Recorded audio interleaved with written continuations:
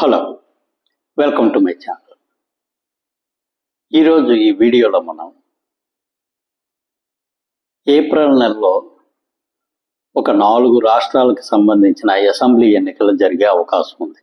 అదేవిధంగా ఒక కేంద్రపాలిత ప్రాంతానికి కూడా ఎన్నికలు జరుగుతాయి. దీనికి సంబంధించి అతి త్వరలో నోటిఫికేషన్ వచ్చే అవకాశం ఉంది.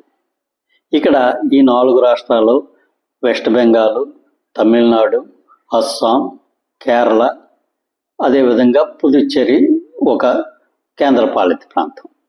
ఈ 5 స్థానాల్లోనే ఈ 4 రాష్ట్రాలు ఒక కేంద్రపాలిత ప్రాంతంలోనే ఏప్రిల్ నెలలో ఎన్నికలు జరుగుతాయి.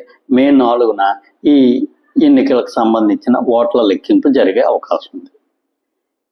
ఇక్కడ ఈ రాష్ట్రాల్లోనే ప్రస్తుతం ఉన్న పరిస్థితుల వలన ఎవరు విజయం సాధించే అవకాశం ఉంది అనే దాని గురించి కొద్దిగా ఒక రాష్ట్రం స్టెప్ బై స్టెప్ మనం కొద్దిగా విశ్లేషణ చేసుకుందాం. ఇంతవరకు ఈ ఛానల్ సబ్స్క్రైబ్ చేసుకోకపోతే ప్లీజ్ ఈ ఛానల్ సబ్స్క్రైబ్ చేసుకోండి. ఇక విషయంలోకి వెళ్తే తమిళనాడులోని ప్రస్తుతం డిఎంకే అధికారంలో ఉంది. డిఎంకేకి ప్రధాన ప్రత్యర్థి ఎన్డీఏ కూటమి. ఎన్డీఏ కూటమిలో ఏఐఏడీఎంకే, బీజేపీ ప్రధాన పక్షాలుగా ఉన్నాయి. ఇంకా చిన్న చిన్న పార్టీలు కూడా ఉన్నాయి. ప్రధానమైన పోటీ ఈ 2 పక్షాల మధ్య ఉంటుందని ప్రస్తుతం మనకి సమాచారం వస్తుంది.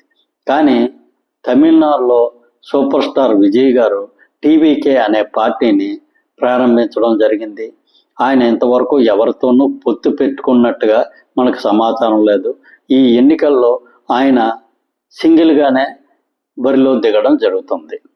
ఇక్కడ డిఎంకే విజయం సాధిస్తుందా, అన్నాడీఎంకే కూటమి విజయం సాధిస్తుందా అనేది పూర్తిగా విజయ్ గారికి పడే ఓట్ల మీదే ఆధారపడి ఉండే అవకాశం ఎక్కువగా ఉంటుంది. ఇక్కడ డిఎంకే మీద చాలా వరకు అవినీతి ఆరోపణలు వస్తున్నాయి. ప్రధాన ప్రతిపక్షాలు ముఖ్యంగా అన్నాడీఎంకే, బీజేపీ, అదేవిధంగా విజయ్ గారి టీవీకే పార్టీ చాలా భారీ ఎత్తున డిఎంకే మీద దాడి చేయడం జరుగుతుంది. ఇక్కడ చాలా వరకు డిఎంకే అవినీతిలో కూరుకుపోయిందని చెప్పి ఈ 3 పార్టీలు తీవ్రమైన విమర్శలు గుప్పించడం జరుగుతుంది.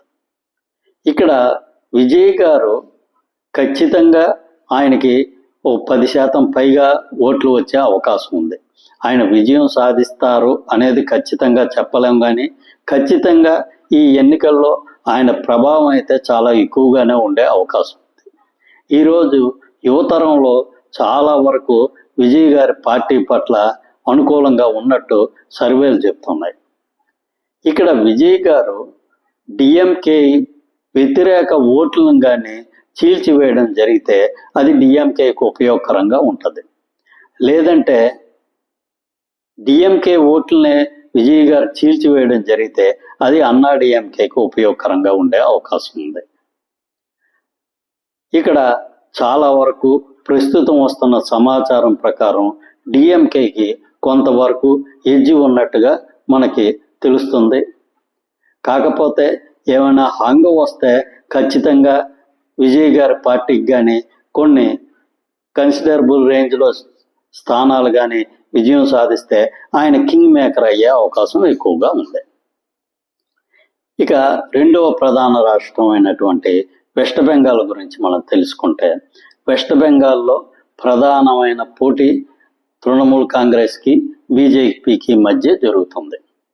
బీజేపీ పార్టీకి సంబంధించిన అతిరథ మహారథులంతా వెస్ట్ బెంగాల్ మీద పూర్తిగా దృష్టి పెట్టడం జరిగింది.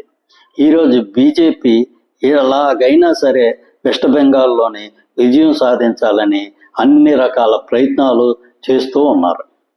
కానీ ఇక్కడ ప్రస్తుతానికి వస్తున్న సర్వేల ప్రకారం అయితే చాలా వరకు తృణమూల్ కాంగ్రెస్ మరోసారి విజయం సాధించే అవకాశం ఉన్నట్టుగానే చాలా వరకు సర్వేలు తెలుపుతున్నాయి. కానీ బీజేపీ మాత్రం పట్టు వదలకుండా ఎన్ని రకాల ప్రయత్నాలు చేయాలో అన్ని రకాల ప్రయత్నాలు చేసి ఏదో విధంగానైనా సరే ఇక్కడ విజయం సాధించడానికి వాళ్ళు అన్ని రకాల దారులు వెతుకుతున్నారు. కాకపోతే కొంతవరకు తృణమూల్ కాంగ్రెస్కి ఎడ్జ్ ఉన్నట్టుగా మనకి వార్తలు వస్తున్నాయి. ఇక అస్సాం తీసుకుంటే అస్సాంలోని ప్రస్తుతం బీజేపీ ప్రభుత్వం అధికారంలో ఉంది. బీజేపీ తరఫున హేమంత్ బిశ్వాస్ గారు ముఖ్యమంత్రిగా ఉన్నారు. ఆయన పట్ల చాలా వరకు సానుకూల ధోరణి ఉంది. ఇక్కడ ప్రధాన ప్రతిపక్షంగా కాంగ్రెస్ ఉంది.